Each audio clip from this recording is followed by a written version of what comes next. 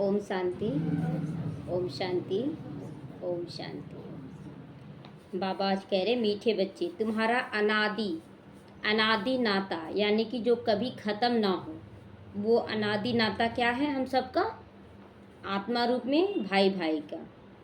तुम साकार में अभी हो तो इसलिए भाई बहन, इसीलिए तुम्हारी कभी भी क्रिमिनल दृष्टि नहीं जा सकती है। इस संगम युग में आने के बाद हम सभी प्रजापिता की संतान बन गए, भाई बहन बन गए। क्रिमिनल दृष्टि नहीं जा सकती है, ये ऐसा वो ऐसा है। सभी भाई बहन एकदम पवित्रता के साथ व्यवहार में आना है। प्रश्न है, विजयी अष्ट रत्न कौन बनते? आज बाबा अष्ट रत्नों में आने का सारा शर्त बता रहा है। उनकी वैल्यू क्या है? अष्ट रत्न में आने से क्या मिलता है? उत्तर है, जिनकी मनसा में क्रिमिनल ख्यालात नहीं रहते, पूरी सिविल आई हो, वही अष्ट रत्न बनते हैं। अर्थात कर्मातीत अवस्था को पाते, जिसकी आंखें सिविलाइज्ड होती, मतलब कुछ भी गलत शरीर का ये गुण देख लिए, अवगुण देख लिए, ये ऐसा देखने में है, ये ऐसा करता है, ये सब कुछ भी नहीं। सभी आत्मा रूप में अच्छे हैं। इस समय माया का संस्कार ऐसा है, उसे सुधारना है, लेकिन आत्मा बुरी नहीं है। ये स्थिति बन जाएगा कर्मातीत, उसके कर्मों का प्रभाव हमारे ऊपर पड़ना बंद हो जाएगा, तब कहेंगे कि कर्मातीत अवस्था को हम लोग पाए हैं। तो उनकी इतनी अधिक वैल्यू है, जो किसी पर भी ग्रहचारी बैठती है तो उसे अष्ट रत्न की अंगूठी पहनाते हैं और समझते हैं क्या है कि अंगूठी पहनने से वो विघ्न टल जाएगा, समाप्त हो जाएगा। अष्ट रत्नों की अंगूठी पहनाने से इतना वैल्यू है कि लोग अपने हाथों में धारण करते हैं अष्ट रत्नों के नाम पर। समझते हैं इससे ग्रहचारी उतर जाएगी। अष्ट रत्न बनने वाले दुरान देसी बुद्धि होने के कारण हमेशा कोई भी कर्म करेंगे वो दूर की सोच कर करेंगे, आगे का सोच कर करेंगे।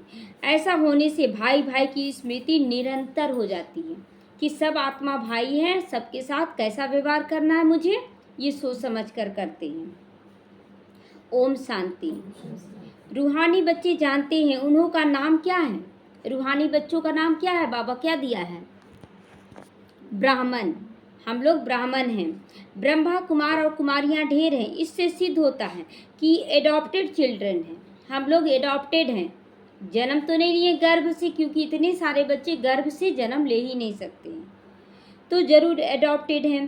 तुम ब्रह्मा कुमार कुमारियां ही एडॉप्टेड चिल्ड्रन हो, बाकी सभी चिल्ड्रन हैं, मतलब शिव बाबा के सारे बच्चे हैं। और ब्रह्मा के द्वारा जो बच्चे बने हैं वो एडॉप्टेड हैं। एक होते प्रजापिता ब्रह्मा के और एक होते परमात्मा परम पिता परमात्मा शिव के बच्चे। तो उन्हों का आपस में कनेक्शन है, क्योंकि उनके हैं रूहानी बच्चे या इनके हैं जिस्मानी बच्चे। उनके रूहानी बच्चों के बीच रिश्ता क्या है? भाई भाई का। और यहाँ पर जो जिस्मानी बच्चे बने हैं बाबा के, साकार बाबा के, हमारे बीच भाई बहन का नाता है। अगर उनके हैं तो जैसे भाई भाई हैं। प्रजापिता ब्रह्मा के साकार भाई बहन हो जाते हैं। भाई बहन की क्रिमिनल नाता कभी नहीं होती, भाई बहन के बीच कभी क्रिमिनल नाता नहीं होती है। तुम्हारे लिए भी आवाज़ होता है ना कि ये तो सभी को भाई बहन बनाते हैं, यहाँ पर तो लोग बदनाम करते हैं, बोलते हैं। तो जिससे शुद्ध नाता रहे, क्रिमिनल दृष्टि ना जाए। आज तो देखिए ये ऐसी क्रिमिनल दृष्टि है कि पत्नी है घर में, पति दूसरों को देख रहा है, ये आम बात हो गया है, आम बात। पत्नी के सामने भी, और पत्नी भी दूसरे पतियों से जोड़ती करती, देखिए उसका पति ऐसा है, उसका पति ऐसा। तो क्या है? सिविलाइज्ड बोलते हैं कि नहीं हम एक पति तक सीमित है। कहाँ सीमित है? मन बुद्धि तो आपका भटक रहा है। तो इसीलिए बाबा कहता है क्रिमिनल दृष्टि ना जाए किसी के ऊपर भी नहीं, सिर्फ इस जन्म के लिए। यह दृष्टि पड़ जाने से भी भविष्य कभी क्रिमिनल दृष्टि नहीं पड़ेगी। अगर ऐसी दृष्टि अगर अभी हम बना लेते हैं तो भविष्य में भी ऐसी दृष्टि हमारी नहीं होगी। ऐसे नहीं कि वहाँ भाई बहन समझते हैं, वहाँ तो जैसे महाराजा महारानी होते हैं वैसे ही होते हैं, मतलब भाई बहन नहीं समझते, पति पत्नी के रूप में ही रहेंगे, लेकिन विकारी दृष्टि वृत्ति नहीं रहेगी। अब तुम बच्चे जानते हो हम पुरुषोत्तम संगम युग पर हैं। हम लोग तो अभी ना सतयुग में है ना कलयुग में है, न विकारी दृष्टि और न निर्विकारी। अभी हम सब भाई भाई हैं, या तो भाई बहन हैं, और हम सब भाई बहन हैं। प्रजापिता नाम तो ब्रह्मा जरूर है। प्रजापिता ब्रह्मा कब हुआ था ये दुनिया को पता ही नहीं। तुम यहाँ बैठे हो, जानते हो हम पुरुषोत्तम संगम युगी बीके हैं, ब्रह्मा कुमार कुमारियां हैं। अभी इसे धर्म नहीं कहेंगे, ब्राह्मण कोई धर्म नहीं है। ये कुल की स्थापना हो रही है, ब्राह्मण कुल की स्थापना हो रही है। तुम ब्राह्मण कुल के हो, तुम कह सकते हो हम ब्रह्मा कुमार कुमारियां जरूर एक प्रजापिता ब्रह्मा की संतान हैं। ये नई बातें हो गई। अब पहले किस जात के थे, किस धर्म के थे, किस राज्य के थे, और अचानक हम बोले ब्रह्मा कुमार कुमारियां हैं, तो थोड़ा अजीब सबको लगेगा। तो तुम कह सकते हो हम बीके हैं, हम बीके हैं, जन्म लिए ब्रह्मा के द्वारा, ज्ञान के द्वारा, तो हम हैं बीके। यूँ तो वास्तव में हम सब ब्रदर्स हैं, ऐसे तो ऐसे आत्मा रूप में सब भाई भाई हैं, एक बाप के बच्चे हैं। उनके लिए अडॉप्टेड नहीं कहेंगे, उनके लिए अडॉप्टेड कहेंगे कि आत्मा को परमात्मा गोद लेता है, ऐसा तो नहीं बोलेंगे। शरीर को गोद लिया जाता है, तो हम आत्माएं उनकी संतान अनादि हैं, उसमें लेने या देने की बात ही नहीं है, अनादि हैं। वह परमपिता परमात्मा सुप्रीम सोल है, और किसी को भी सुप्रीम मच्छर नहीं कहेंगे। सुप्रीम कहा जाता है संपूर्ण पवित्र को, जो एवर प्योर है, जो कभी देव के अनुसार नहीं चलता, देव के बंधन में नहीं फंसता है। तो ऐसे नहीं कहेंगे कि सब में प्यूरिटी है, प्यूरिटी सीखती है संगम पर। हम लोग कोई भी पवित्र नहीं थे, पवित्र बनना सीखते हैं। तुम तो पुरुषोत्तम संगम युग के निवासी हो, जैसे कलयुग निवासी होता है, सतयुग के निवासी कहा जाता है। सतयुग और कलयुग को तो बहुत लोग जानते हैं। अगर दूरांदेशी बुद्धि हो तो समझ सकेंगे कि कलयुग और सतयुग के बीच के समय को अभी संगम युग कहा जाता है, जब खुद परमात्मा शिव ब्रह्मा तन में अवतरित होकर नई दुनिया की स्थापना और पुरानी दुनिया को विनाश करवा रहे हैं। शास्त्रों में फिर युगे युगे कह दिया है। बाप कहते हैं मैं युगे युगे नहीं आता हूँ, कल्प के युगे युगे आता हूँ। तुम्हारी बुद्धि में ये होना चाहिए कि हम पुरुषोत्तम संगम युगी ब्रह्मा कुमार कुमारियाँ, ये सबको अपने अंदर रहना चाहिए कि हम हैं ब्रह्मा कुमार कुमारियाँ। ना हम अभी सतयुग में हैं, ना अभी कलयुग में हैं। संगम के बाद सतयुग में आना जरूर है, ये फाइनल है। तो अभी तुम सतयुग में जाने के लिए पुरुषार्थ कर रहे हो। वहाँ पवित्रता बिगड़ तो जा नहीं सकते हो, बिना पवित्र बने, तन से मन से पवित्र बने बिगड़ नहीं जा सकते हैं। इस समय तुम पवित्र बनने के लिए पुरुषार्थी हो। पवित्र बन गए हैं, पवित्र अभी नहीं बने, न तन का न मन का बने हैं। तन का भी आ जा रहा है, मन का भी आ रहा है, संपूर्ण पवित्र अभी कोई भी नहीं है। तो सब तो पवित्र नहीं है, कोई पतित भी हो जाते हैं, मतलब ऐसे तो मन बुद्धि जा रहा है, लेकिन कोई रियल में भी पतित बन जाते हैं। चलते चलते गिर पड़ते काम विकार में, फिर छिप कर आए अमृत पीते हैं। विकार में जा रहे हैं, आ रहे हैं अमृत पीने के लिए। वास्तव में जो अमृत छोड़कर विष खाते हैं, उनको कुछ समय तक नहीं आने देते। विकारी को नहीं आने देना चाहिए कि मुरली सुनने के लिए, जो काम विकार में जाते हैं। परंतु यह भी गाया ने जब अमृत बांटा था ना, तो विकारी असुर छिप कर आकर बैठ जाते, विकार में जा रहे हैं और फिर सुबह में मुरली सुनने आ जा रहे हैं। तो ऐसे बाबा कहता विकारी मनुष्य छिप कर आ जा रहे हैं, छिप कर आए बैठते हैं। कहते इंद्र सभा में ऐसे आप पवित्र आकर बैठते हैं तो उसे श्राप लग जाता है। बोलते हैं भक्ति मार्ग में कि इंद्र सभा में कोई अपवित्र आता है तो उसको श्राप लग जाता है। एक कहानी भी बताती, एक परी एक विकारी को ले आई, फिर उनका क्या हाल हुआ, उन्हें भागना पड़ा, हाँ हटा दिया गया। विकार तो जरूर गिर पड़ेंगे ना, विकारी तो जरूर गिर ही पड़ेंगे। यह समझ की बात है, उनको ढकेल दिया गया था ना कि जाओ धरती लोक पर, तो विकारी चढ़ ना सके, अगर आके सुन भी ले तो उसको धारणा नहीं हो पाएगा। कहते हैं जाकर पत्थर बना। अब ऐसे नहीं कि मनुष्य पत्थर व झाड़ बनते हैं, ऐसा तो नहीं है मनुष्य झाड़ या पत्थर बन जाएंगे। बुद्धि पत्थर बुद्धि होती है, झाड़ वृद्धि को पाती है बुद्धि से। यहाँ आते हैं पारस बुद्धि बनने के लिए, परंतु छिप कर विष पीते हैं तो सिद्ध होता है पत्थर बुद्धि हैं। इतना समझाने के बाद भी पत्थर बुद्धि हैं। तो यह सामने समझाया जाता, सामने में सब कुछ बताया जाता है। शास्त्रों में ऐसे बैठ लिखा है नहीं है, ऐसे ही बैठ लिख दिया है कि काम विकार महाशत्रु है। नाम रखा इंद्र सभा, जहाँ पूख राज परी होते हैं, किस्म किस्म की परियां दिखाते वहाँ। रत्नों में भी नंबरवार होते हैं ना, कोई बहुत अच्छा रतन होता है, कोई कम वैल्यू वाला रतन होता है, कोई की वैल्यू कम, कोई की बहुत ज़्यादा होती है। तो यहाँ भी बाबा के बच्चों से ही रतन बन रहा है ना। तो यहाँ कोई ज्ञान सुनकर बहुत अच्छा बन जाते हैं, कोई थोड़ा कम और कोई एकदम नहीं बन पाते हैं। तो 9 रतन की अंगूठी बहुत बनाते हैं, एडवर्टाइज करते हैं, नाम तो रतन ही है, यहाँ बैठे हैं ना रतन। अब यहाँ बाबा पूछता है कि क्या यहाँ रतन बैठे हैं कि पत्थर बैठे हैं? रतन। परंतु उनमें भी कहेंगे ये हीरा है, ये पन्ना है, ये मानिक है, ये पूखराज बैठे।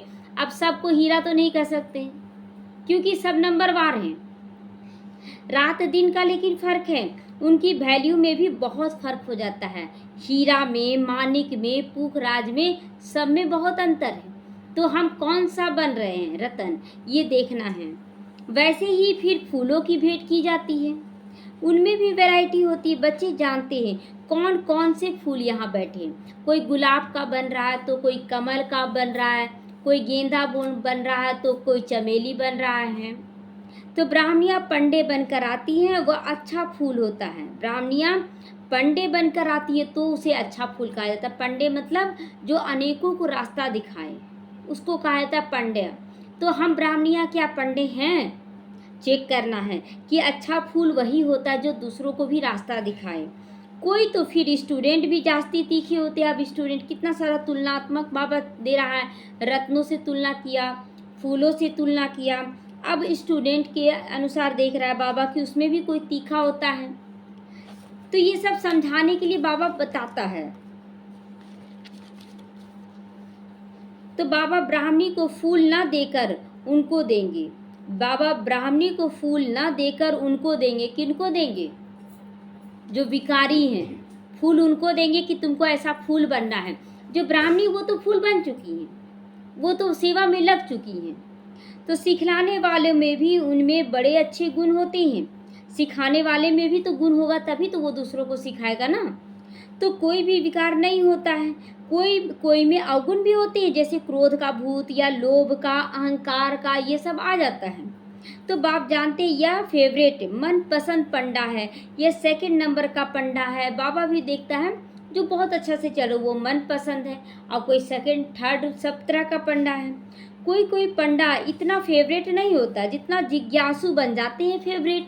बाबा दोनों को ही दे रहा है कि जरूरी नहीं है कि जो पंडा है वो बहुत अच्छा है। कभी कभी जिज्ञासु जो आ रहे हैं ना, वो बहुत अच्छे से सुनते हैं एकदम ध्यान से और बहुत अच्छा बन जाते हैं। जिनको ले आते हैं वह फेवरेट हो जाते हैं। जो सिखा रहा है वो फेवरेट नहीं है, जो सीख रहा है वो फेवरेट हो जाते हैं, क्योंकि अपना अपना धारणा है ना।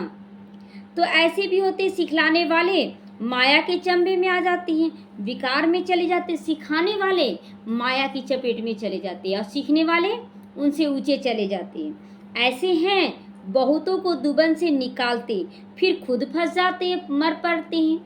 दूसरों को दलदल से निकाले और खुद उस दलदल में फंसकर मर जाते हैं। माया बड़ी जबरदस्त है, देखो कि जो निकालने वाले थे उसी को डुबा दिया माया। बच्चे भी समझते क्रिमिनल आई बहुत धोखा देती है।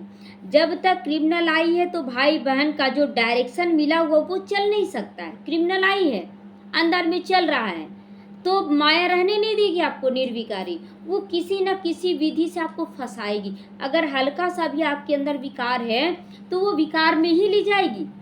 आप बाहर से कितना भी बोले नहीं मेरा मन नहीं है, आपके अंदर अंतर मन को वो टटोलती है माया। तो बोलते नहीं हम नहीं जाना चाहते, अगला जिद कर देता है, अगला ऐसा करता, अगला नहीं, अगला पिछला कुछ नहीं। विकार हमारे अंदर होता। अगर हम ठान लें, संकल्पों द्वारा दृढ़ता से प्रण कर ले, किसी में ताकत नहीं है। तो सिविल आई बदल कर क्रिमिनल आई बन जाती है। दृढ़ता की कमी है, विकार में चले जाते हैं, दोष दूसरों को धरते हैं कि वो ऐसा है क्या करे। किसी का दोष नहीं है, दोष बाबा के बच्चों का होता है। तो जब क्रिमिनल आई टूट कर पक्की सिविल बन जाती है तो उसको कहता है कर्मातीत अवस्था। फिर अपने आप पवित्रता आ जाती है। अगर हमारी आइज सिविलाइज हो जाती है कि मुझे विकार में नहीं जाना है, तो किसी में ताकत नहीं कि हमें टच भी करे। लेकिन अंश मात्र भी रहेगा तो हिसाब चुकतू करेगा ना वो। इतनी अपनी जांच करनी है कि मेरे अंदर कौन सी कमी है। इकट्ठे रहते हुए भी विकार की दृष्टि ना जाए, तब कहेंगे कि हाँ सिविलाइज्ड बन चुका है। यहाँ तो तुम भाई बहन बनते हो। ज्ञान तलवार बीच में। देखिए, अब ज्ञान का पॉइंट तो सब जान जाते हैं। अब क्या बोलते हैं, हम ज्ञान का तलवार बीच में रखेंगे और बच्चे पैदा हो जाते हैं। अब ये बहुत बड़ा डिससर्विस हो जाता है। लोग कहने लगते हैं कहाँ गया ज्ञान का तलवार। जो सो बोलना है सच बोलो, झूठ नहीं। लंबा चौड़ा बाबा सुनना नहीं चाहता है, तो हमको तो पवित्र रहने की पक्की प्रतिज्ञा करनी है। परंतु लिखते हैं बाबा कशिश होती है, आकर्षण होता है, वह अवस्था अजून पक्की नहीं हुई है। बाबा क्लियर करता है आपकी अवस्था पक्की नहीं हुई है, इसलिए आकर्षण हो रहा है। पुरुषार्थ करते रहते यह भी ना हो एकदम सिविलाइज बन जाए, तभी विजय पा सकते हो।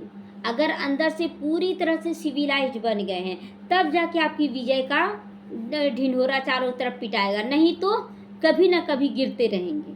अवस्था ऐसी चाहिए जो कोई विकारी संकल्प भी ना उठे। देखते हुए भी सुनते हुए भी विकारी संकल्प ना उठे कि मुझे भी विकार में जाना, ये नहीं।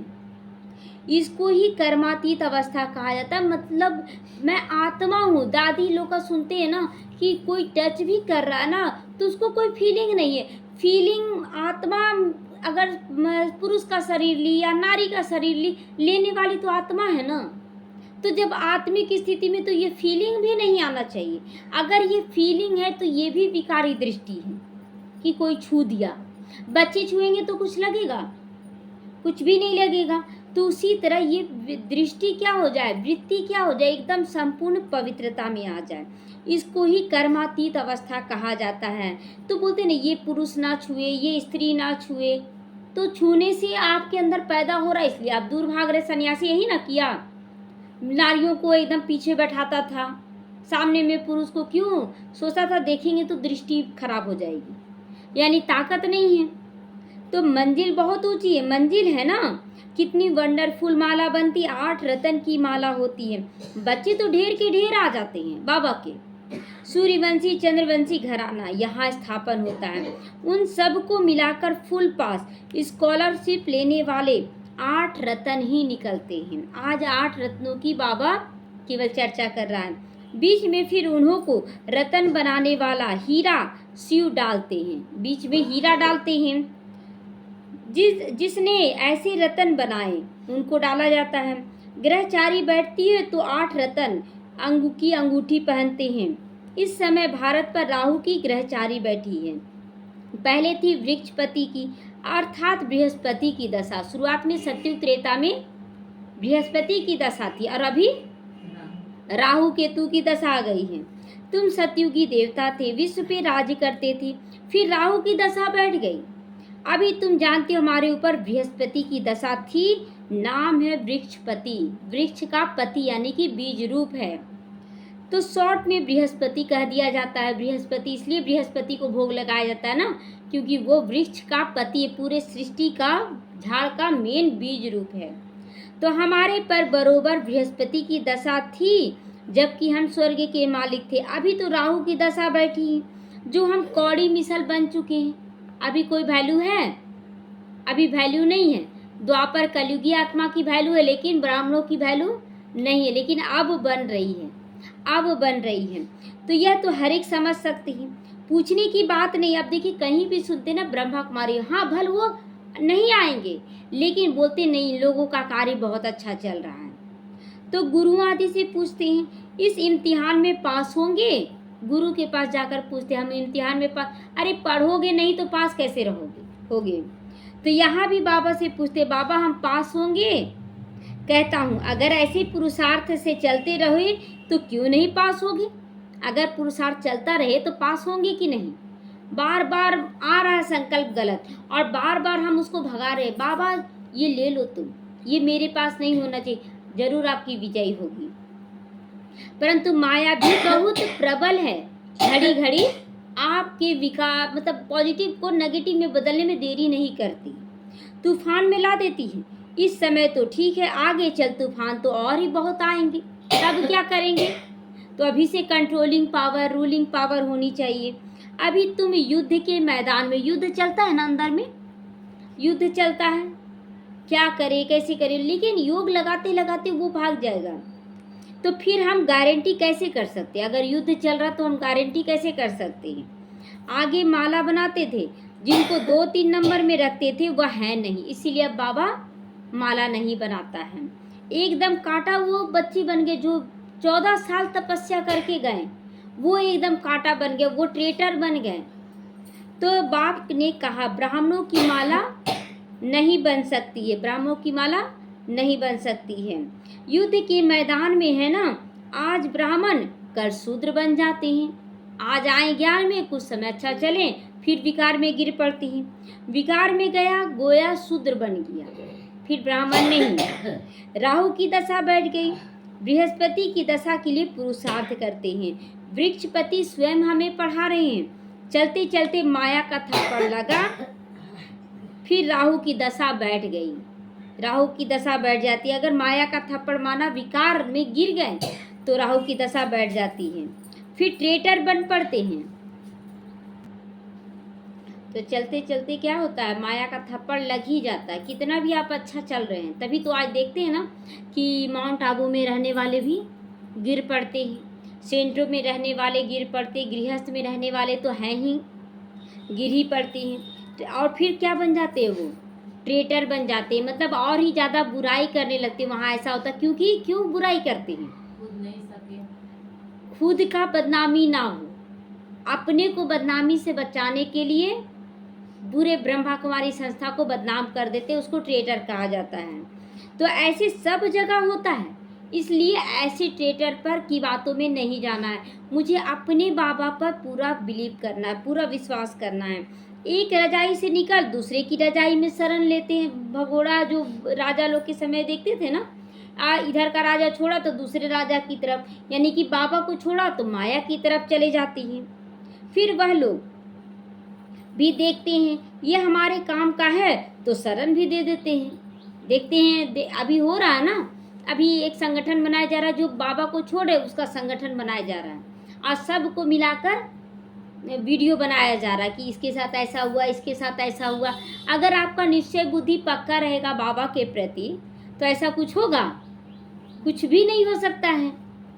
तो ऐसे बहुत ट्रेटर बनते हैं, एरोप्लेन सहित जाकर दूसरी रजाई में बैठते हैं, एरोप्लेन सहित मतलब ज्ञान युक्त होकर, और उसके बाद दूसरी रजाई में जाते हैं, उसी ज्ञान को यूज करके ट्रेटर बनते हैं।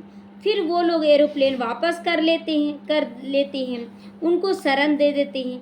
एरोप्लेन को थोड़ा ही शरण लेते हैं, ज्ञान को नहीं लेते, फिर विकारों को ले लेते हैं। ज्ञान क्या है? एरोप्लेन है जो उड़ाता है, और विकार क्या है? नीचे गिराता है। तो वो माया की तरफ जाएंगे तो ज्ञान को यूज करने देंगे? वो लोग नहीं देंगे। ये तो बाबा कहता वह तो उनकी प्रॉपर्टी है ना, बाबा की प्रॉपर्टी है ज्ञान, ज्ञान को बोलते छोड़ कर आओ, तो उनकी चीज उनको वापस कर देते हैं। बाकी मनुष्य को शरण दे देते हैं। अभी तुम बच्चे शरण आए हो किसके पास? बाबा के पास। तो माया के पास जाएंगे? कोई कितना भी कुछ बोल दे, नहीं जाएंगे। तो कहते हो हमारी लाज रखो। द्रौपदी ने पुकारा कि हमको यह नग्न करते हैं, पतित होने से बचाओ, पतित होने से बचाओ। लोग माताएं बोलती हैं ना, चिल्लाती बाबा हमको बचाओ। सत्युग में कभी नग्न नहीं होती। भर लक्ष्मी नारायण शादी के जोड़े में रहते हैं, विवाह होता है, लेकिन वहाँ विकारी ख्यालात नहीं होगा। उनको तो कहते संपूर्ण निर्विकारी। छोटे बच्चे तो होते ही हैं निर्विकारी, जैसे राधा कृष्ण, वो तो निर्विकारी हैं, लेकिन लक्ष्मी नारायण बनने के बाद भी उनके विकार की दृष्टि बिल्कुल भी नहीं होती है। यह गृहस्थ व्यवहार में रहते संपूर्ण निर्विकारी बनना है, संपूर्ण निर्विकारी बनना है। भले स्त्री पुरुष साथ रहते हैं तो भी निर्विकारी रहते हैं। इसीलिए कहते हैं हम नर से नारायण, नारी से लक्ष्मी बन रहे हैं न। इसीलिए तो आज कथा तो कहते हैं नर से नारायण, नारी से लक्ष्मी, लेकिन क्यों नहीं बन पा रहे हैं? क्योंकि विकार है दोनों के बीच। तो यह निर्विकारी दुनिया है, वहाँ रावण नहीं, उसको कहा जाता है राम राज्य। राम है शिव बाबा को कहा जाता है। राम नाम जपने का अर्थ है बाप को याद करना। राम का नाम जपना ही बोलते हैं ना, राम नाम सत्य है, तो सत्य को ही याद करते हैं। उनके द्वारा स्थापन किया हुआ देश है। तो राम राम जब कहते हैं तो बुद्धि में निराकार ही रहता है। राम राम कहते हैं, सीता को छोड़ देते हैं। वैसे श्री कृष्ण का नाम लेते, सीता कौन है? पवित्रता शरीर के अनुसार ना होता है, तो राम राम कहते यानी परमात्मा राम, आत्मा राम। फिर शरीर तो यहाँ है ना, इसलिए सीता को छोड़ देते हैं। तो वैसे श्री कृष्ण का नाम लेते हैं, राधे को छोड़ देते हैं, राधे को छोड़ देती हैं। यहाँ तो बाप है ही एक, वह कहते माँ में कब याद करो। अब बाप तो एक है, लक्ष्मी के साथ नारायण, श्री कृष्ण के साथ राधे, सीता के साथ राम हैं, लेकिन उसमें एक एक को ज़्यादा पूजा जाता है। श्री कृष्ण को पतित पावन लेकिन नहीं कहेंगे। छोटेपन में राधे कृष्ण भाई बहन भी नहीं थे, वहाँ कोई भाई बहन नहीं होगा। भाई बहन केवल संगम युग पर हम बच्चे बनते हैं, सारे नहीं बनेंगे। अलग अलग रजाई के थे, बच्चे तो होते ही हैं शुद्ध। बाबा भी कहते बच्चे तो फूल हैं, इसीलिए बच्चों को बहुत पालना बाबा देता था, बहुत प्यार से। मतलब मच्छरदानी को चेक किया जाता था बाबा के समय में कि एक मच्छर तक अंदर ना रहे मेरे बच्चों को, ये तो ठाकुर बच्चे हैं। इतना पालना दिया जाता था बाबा के समय में। उनके कपड़े इस्त्री करके तैयार रहते थे, उनके लिए सब कुछ तैयार रहता था। उनमें विकारी दृष्टि नहीं जो रहती। तो जब बड़े होते तब दृष्टि जाती, इसीलिए बालक और महात्मा समान रहते हैं, बल्कि बच्चा महात्मा से भी ऊंचा है। महात्मा बड़े हैं ना, तो उसके अंदर कुछ ना कुछ विकारी ख्यालात आ जाएगा, लेकिन बच्चों के अंदर कुछ है, उसको तो नॉलेज ही नहीं। और बाबा अभी हम लोगों को वही बनाना चाहता है, बच्चा बनाना चाहता है, कोई विकार का नॉलेज ही ना हो। महात्मा को फिर मालूम है कि हम भ्रष्टाचार से पैदा हुए हैं, छोटे बच्चे को यह मालूम ही नहीं रहता। बच्चा बाप का बना और वर्षा तो है ही। तुम विश्व की राजधानी के मालिक बनते हो, कल की बात है तुम मालिक थे, अब बीच का पूरा भूल गए कि नहीं। अब लगता थे, अब फिर हम बन रहे हैं, अब फिर तुम बनते हो, इतनी प्राप्ति होती है। तो स्त्री पुरुष भाई बहन बनकर पवित्र रहें तो क्या बड़ी बात है। स्त्री पुरुष अगर बनकर भी पवित्र रहें तो कोई बड़ी बात नहीं है, और बल्कि ज़्यादा प्यार होता है, पहले से ज़्यादा प्यार। विकार में जाने से ना उतना प्यार नहीं रहता, बल्कि वो तो घड़ी घड़ी एक दूसरे से चाहना रहता है, लेकिन अभी ज़्यादा प्यार रहता है। ये बात पहले नहीं जानते थे, लगता था कि इसी से प्यार है, नहीं, उससे ज़्यादा प्यार। कोई कहा था हमसे कि विकार में नहीं जाइए, उसके बाद देखिए उसका रिजल्ट। अब विकार में जाने के बाद रिजल्ट देखिए, बहुत अंतर नज़र आ जाता है। तो कुछ तो मेहनत चाहिए ना पवित्र रहने के लिए, अब प्राप्ति है। तो हाँ, नंबरवार पुरुषार्थ अनुसार अब बृहस्पति की दशा में जाती हूँ, स्वर्ग में जाती हैं। फिर पढ़ाई से कोई ऊंचा पद पाते, कोई मध्यम, कोई फूल बनते हैं, कोई कांटे बन जाते हैं। कौन क्या बनता है कि विकार में जा रहे हैं, नहीं हम इसको कैसे छोड़ सकते, इसको कैसे, ये सब विकारी दृष्टि है, आत्मा की दृष्टि है ही नहीं। बगीचा लगाया जा रहा है यहाँ पर, फिर पद भी ऐसा ही लेंगे, पुरुषार्थ खूब करना चाहिए ऐसा फूल बनने के लिए। इसीलिए बाबा फूल ले आते, बीच बीच में बहुत सारा फूल ले आते, बोलते बोलो बच्चे तुम कौन सा फूल हो, बच्चों को दिखाने लाते हैं। बगीचे में तो अनेक प्रकार के फूल होते हैं, सतयुग है फूलों का बगीचा। यहाँ तो कांटों का जंगल है, ये कांटों का जंगल है। अभी तुम कांटों से फूल बनने का पुरुषार्थ कर रहे हो, एक दो को कांटा मारने से बचने का पुरुषार्थ कर रहे हो। कांटा नहीं मारना एक दूसरे को, कोई भी शब्द ऐसा बोल दिए, कोई भी लड़ाई झगड़ा कर दिया, अहंकार दिखा दी, ये सब है ना कांटा है। जो जितना पुरुषार्थ करेंगे उतना जीत पाएंगे। हमें पुरुषार्थ क्या करना है, अपनी आत्मिक स्थिति को बनाना है। अगर आत्मिक स्थिति को बना रहे हैं तो आप ऊंचा स्थान जरूर लेंगे। तो मूल बात है काम विकार पर जीत पाने से जगत जीत बनने का है। यह तो बच्चों पर रहा, बच्चों पर रहा। जवानों को बहुत मेहनत करनी पड़ती है, बूढ़ों को कम। बाबा कह रहा है बूढ़ों को कम मेहनत करना पड़ता, जवानों को ज़्यादा। वानप्रस्थ अवस्था वालों को और कम, वानप्रस्थ अवस्था वालों को तो और कम करना पड़ता है। बच्चों को तो बहुत कम करना पड़ता है पुरुषार्थ, मुख्य है जवानों को। तुम जानते हो हमको विश्व की बादशाही की प्रॉपर्टी मिलती है, उनके लिए एक जन्म अगर पवित्र रहे तो क्या हर्जा है? कोई हर्जा है? हो रहा है क्या हर्जा? कोई हर्जा नहीं है। उनको कहा जाता है बाल ब्रह्मचारी। बाल ब्रह्मचारी अंत तक पवित्र रहते हैं। जो पवित्र बने हैं उनको बाप की कशिश होती है। बच्चों को छोटेपन से ही ज्ञान मिलता जाए तो बच सकते हैं गिरने से। छोटे बच्चे अबोध होते हैं, परंतु फिर बाहर स्कूल आदि में संग का रंग लग ही जाता है। विकारी दुनिया है ना, वायुमंडल विकारी है। तो संग तारे कुसंग डुबोए। बाप कहते हैं हम तुमको पार ले जाते हैं। शिवालय में सत्युग है ही बिल्कुल नई दुनिया, नया सब कुछ है ना। जो यहाँ देख रहे हैं उसका अंश भी होगा, वहाँ अंश भी नहीं होगा, और जितना सोच नहीं सकते उतना वहाँ होगा। तो बहुत थोड़े मनुष्य रहते हैं, फिर वृद्धि को पाते रहते हैं वहाँ पर। तो यहाँ तो बहुत थोड़े देवताएं रहते हैं वहाँ पर। तो नई दुनिया में जाने का क्या करना है? पुरुषार्थ करना है। अच्छा, मीठे मीठे सीखी लदे बच्चों प्रति माता पिता बाप दादा को याद प्यार और गुड मॉर्निंग। रूहानी बाप की रूहानी बच्चों को नमस्ते। हम रूहानी बच्चों की रूहानी माता पिता बाप दादा को याद प्यार, गुड मॉर्निंग और नमस्ते नमस्ते। शुक्रिया बाबा, शुक्रिया। धारणा के लिए आज मुख्य सारे बाप को का मन पसंद बनने के लिए गुणवान बनना है। मन पसंद बनने के लिए गुणवान बनना, अच्छे से अच्छे गुण धारण कर फूल बनना है। अवगुण निकाल देने, किसी को भी कांटा नहीं लगाना है। हमारी वजह से किसी को कांटा ना लगे। अब देखिए कि किसी को कांटा लगाने का मतलब ये होता है कि हम अपना स्वार्थ साधने के लिए किसी को भी अगर कुछ बोलते हैं, वो होता है कांटा, है ना। अगर हम किसी के कल्याण अर्थ कुछ बताते हैं तो वो कल्याण की भावना होता है, लेकिन अपने स्वार्थ के लिए नहीं। जहाँ अपना कोई स्वार्थ नहीं वहाँ कल्याण की भावना है। तो ये दोनों ही बातचीत करेंगे। जैसे बाबा भी हमें बोलता है ना, कल बोला जंगली, तो वो कल्याण की भावना से तुम जंगली क्यों बन जाते हो? वो कांटों का जंगल है ये, इसलिए बाबा बोला। तो ये आपको गलत नहीं बोला गया, आपको बताया गया कि कांटों के जंगल में केवल कांटे चुभेंगे, तुम जंगल के मत बन जाओ।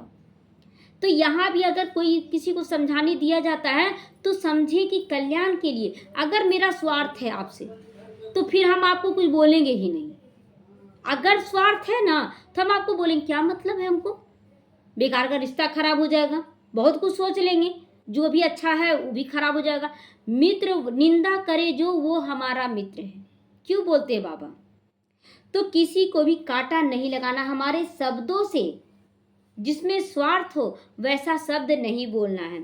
फुल पास होने व स्कॉलरशिप लेने के लिए ऐसी अवस्था बनानी है जो कुछ भी याद ना आए पुराना, ये ऐसे किया है वो ऐसा किया, पुराना पूरा मतलब सालों साल का याद करते रहते, वो ऐसा किया मेरे साथ, वो ऐसा किया, हमको ही बहुत सहन करना पड़ा। आपका कर्म है जो आपको सहन करना पड़ा। अब देखिए एक ही घर में बड़ी मंझली छोटी ऐसी गोतनी बनती है, जेठानी देव। अब किसी घर में बड़ी का कोई वैल्यू नहीं है, मंझली और छोटी का वैल्यू है। किसी घर में बड़ी का ही पूरा वैल्यू, छोटी का भी वैल्यू है, मंझली का नहीं है। ये सब भाग्य है, ये भाग्य है, आपका पिछले जन्मों का हिसाब किताब है। तो पूरी सिविल आई बन जाए ऐसा स्थिति बनाना है। सदा बृहस्पति की दशा रहे, बृहस्पति माना ज्ञान युक्त योग युक्त होकर रहना है। अभी वरदान ब्राह्मण जीवन में सभी खजानों को सफल करो, सदा प्राप्ति संपन्न बनने वाले संतुष्ट मनी भव। संतुष्ट बनना है। ब्राह्मण जीवन का सबसे बड़ी से बड़ा खजाना है संतुष्ट रहना। कुछ मिले या ना मिले मुझे संतुष्ट रहना है। जहाँ सभी प्राप्तियाँ वहाँ संतुष्टता है, और जहाँ संतुष्टता वहाँ सब कुछ अपने आप आ जाता है। जो संतुष्टता के रतन है वह सब प्राप्ति स्वरूप है। उनका गीत है ना, हम बच्चों का गीत क्या है, बाबा का गीत क्या था, पाना था सो पा लिया और क्या बाकी रहा। तो ऐसे सभी प्राप्ति संपन्न बनने की विधि है मिले हुए सभी खजानों को यूज करना। कौन सा खजाना? ज्ञान गुण शक्ति, ये मिला है। क्योंकि जितना सफल करोगे उतना खजाना बढ़ता जाएगा। अपनी स्थिति को पावरफुल बनाकर दूसरों को भी बना देना, यही हुआ सफल करना। स्लोगन है हॉली हंस, उसे कहा जाता है जो सदा अच्छाई रूपी मोती चुगते हैं। सबके अंदर अच्छाई, मतलब अब किसी का अवगुण दिख रहा है, अवगुण में अच्छाई कैसे मिल सकता है? पता है ना, किसी का अवगुण दिख गया, ये अवगुण मेरे अंदर नहीं आना चाहिए, सिखा दिया ना वो, इससे हमको बुरा लगा, ये अवगुण हम नहीं लाएंगे। तो बाबा कहता है हौली हंस उसे कहा जाता है जो सदा अच्छाई रूपी मोती चुगे। तो चुग लिए ना बुराई से भी। अवगुण रूपी कंकड़ नहीं, उसको किनारा कर दिए। ओम शांति।